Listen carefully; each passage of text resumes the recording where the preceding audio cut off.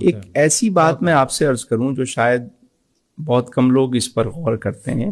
میں ہوں اور آپ ہیں جی، دو لوگ ہیں نا. اب اگر سارا کھانا پینا میں کھاؤں اور آپ کو میں کچھ نہ دوں تو ہوگا کیا؟ میں تو طاقتور ہو جاؤں گا، آپ کیا ہوں گے؟ کمزور ہو جائیں گے. اور سارا کچھ میں اپنے لیے کروں اور آپ کو کچھ بھی نہ دوں تو دھیرے دھیرے مار جاؤں گا.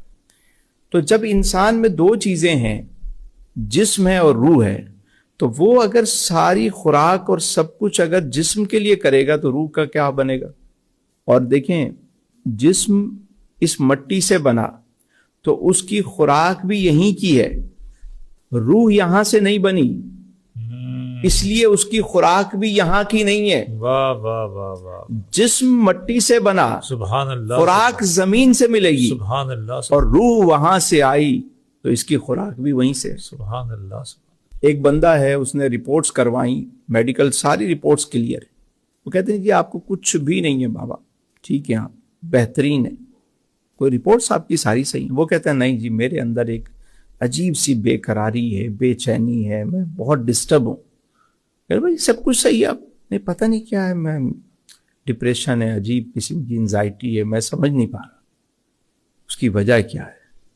وجہ یہ ہے کہ باڈی تو صحیح ہے، اس کی روح بیمار ہے. واہ.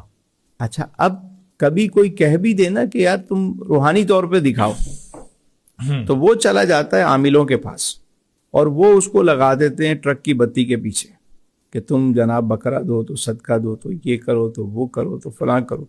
وہ اس کو دوسرے رستے پہ لگا دیتے ہیں.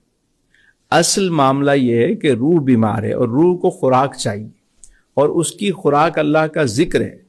واہ واہ واہ، اس کی خوراک رزق حلال ہے، اس کی خوراک جو ہے وہ معاف کرنا ہے. واہ واہ واہ.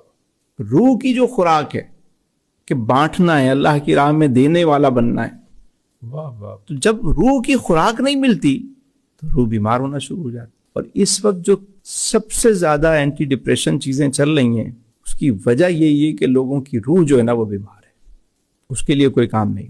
سر، آپ کے اس اہم نقطے پر میں غور کر رہا ہوں تو میں محسوس کر رہا ہوں کہ ہماری جتنی بھی یہ سسٹم دنیا ہے جس میں ہم رہ رہے ہیں، ہمارا سماج ہے، ہمارا معاشرہ ہے، سارا کا سارا باڈی کے لیے کام کر رہا ہے.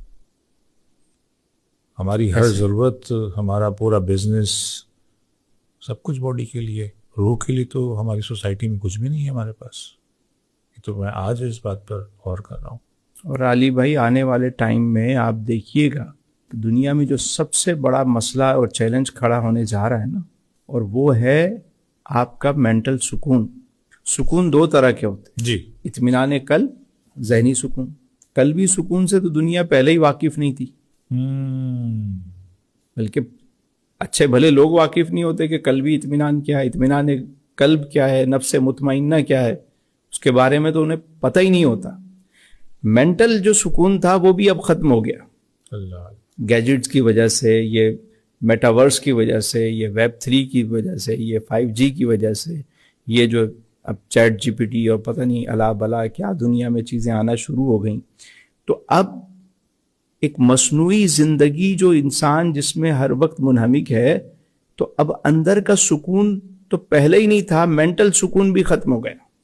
تو آنے والے دنوں میں جو سب سے بڑا چیلنج آنے والا ہے، جو آ چکا ہے بلکہ، مینٹل ہیلتھ. لوگ مینٹلی طور پر ڈسٹرب ہے. اینٹی ڈپریشن میڈیسن، سکون آور ادویات بڑھتی جا رہی ہیں. لوگ خود کش حملہ آور گھوم رہے ہیں. ذرا سا کسی کو آپ چھیڑ کے دیکھیں تو روح پر کام کرنا، روح کو اس کی غذا دینا. روحانی غذا کیا ہے؟ نماز ہے، قرآن ہے، اللہ کا ذکر ہے، خیر کے کام ہیں، معاف کرنا ہے، سچ بولنا ہے، ٹھیک ہے، بے ضرر ہونا ہے، بے غرض ہونا ہے. یہ ساری روح کی غذائیں. واہ.